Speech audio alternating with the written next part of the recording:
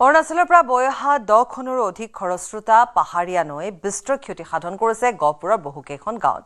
নিমিষতে অহা বানে ভিন্ন ঠাইত ছিঙিলে পথ মথাউৰি কালভাৰ্ট।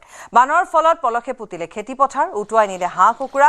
বান কমাৰ পাছতো দুৰ্দশা কমা নাই গহপুৰৰ বানপীড়িত ৰাইজৰ। অৰুণাচল প্ৰদেশৰ পৰা বৈ অহা যি পাহাৰীয়া নৈসমূহ আছিল গহপুৰৰ বিভিন্ন প্ৰান্তত এক প্ৰকাৰৰ প্ৰলয়ৰ সৃষ্টি কৰিলে আৰু বান কমাৰ পাছত এতিয়া ৰাইজৰ আলৈ আহুকাল বৃদ্ধি পাইছে। বিভিন্ন স্থানত পথ ছিঙিলে, কালভাৰ্ট উটুৱাই নিলে, খেতিপথাৰ পলসে পুতি পেলালে আৰু তাৰ পাছত এয়া গহপুৰৰ জয়পুৰৰ পৰিৱেশ। এনেদৰে এটা বৃহৎ এটা পুল এনেদৰে বহি গ'ল। বাইদেউ অকণমান আপোনাৰ লগত কথা পাতিম। পানী আহিছিলে? পানী আহিছিল, অসুবিধা হৈছে। স্কুলত যাবলৈ দিগদাৰ হৈছে, কালিও ঘূৰি গৈছে, আজিও এনেকুৱা ৰাস্তাত যাবলৈ দিগদাৰ হৈছে। সোনকালে বনাবলৈ হলে চেষ্টা কৰিলে। বানপানীয়ে বহুখিনি ক্ষয়ক্ষতি বানপানী বহুত খেতি কিবা কৰিলে। খেতি বাতিসমূহ কি হ'ল? সেইবিলাকো চব ক্ষতি হ'ল।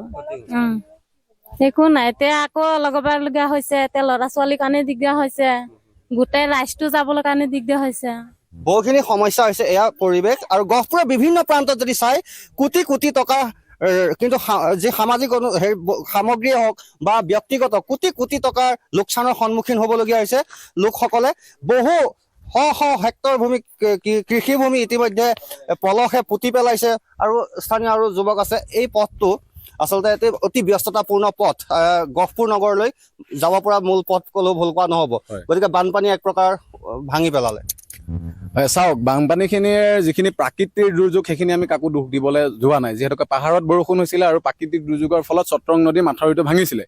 কিন্তু বৰ্তমান যেতিয়া মাথাউৰিটো ভাঙিছিলে তেতিয়া তেখেতলোকে এই সৰু সৰু জিঅ' বেগ কেইটামান পেলাই তেখেতলোকে মেৰামতি কৰিছিলে। চট্ৰং নদীৰ বান্ধ হয়, চট্ৰং নদীৰ বান্ধ। আৰু প্ৰথম কথাটো হৈ গ'ল, এই সমস্যাটো মই হ'ব বুলি আজি প্ৰায় 2 বছৰ আগতে বাগানৰ যিজন কৰ্তৃপক্ষ ৰঞ্জিত বুলি কয় তেখেতৰ লগত অলপ কথা বতৰা পাতিছিলো। বাগানখনৰ কাৰণে ইয়াত অসুবিধা হয়, বাগানখনৰ কাৰণে অসুবিধা এইটোৱে, যিখিনি পানী য'ত সকলো গাঁৱতে যাব লগা আছিলে সেই পথবোৰ বন্ধ কৰিলে, পুলবোৰ বন্ধ কৰিলে, তাৰ ওপৰত নলা খান্দিলে।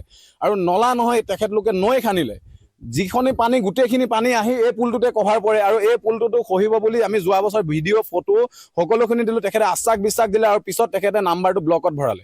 আজি এই ঘটনাটো হ'বলৈ পাৰিলে একমাত্ৰ বাগানৰ ভুলৰ বাবে।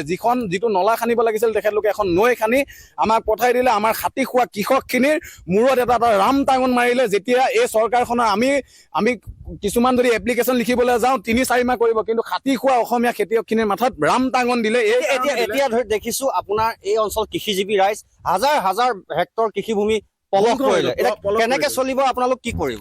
এতিয়া আমাৰ উপায় নাইকিয়া হৈ গৈছে। বৰ্তমানত আমাৰ আগতে খেতিৰ নষ্ট হৈছিলে, বানপানী অহাৰ সময়ত তেখেতলোকে এই সমস্যাবোৰ যেতিয়া আমাৰ বানপানী আহিছিলে তেতিয়া আমি বাগানৰ কৰ্তৃপক্ষৰ লগত তেতিয়া আমি কথা পাতোতে তেখেতলোকে আৰু নকলে। তেখেতলোকে এটাই কথা কৈছে, আভি মেৰা চাৰ গৰম হে, বাদ মে আনা সব ঠিক কৰ দুংগা। মই তেখেতক অসমীয়াত ক'বলৈ বিচাৰো যে আমাৰ চৰ গৰম হলে আমি বেয়া কৰি দিম। আকৌ আপোনালোকৰ যিখিনি বাগান কৰ্তৃপক্ষৰ কাৰণে আজি আমাৰ জয়পুৰৰ 3-4খন গাঁও বানত কবলত গৰু ছাগলীৰ দানাৰ পৰা ধৰি হাঁহ কুকুৰাৰ দানাৰ পৰা ধৰি অন্যান্য বেমাৰ সামগ্ৰিক চিকিৎসা কালি কোলাত লৈ ইয়াৰ পৰা মই এম্বুলেন্সত এজনী মাইকী মানুহ পাৰ কৰাই দিছো।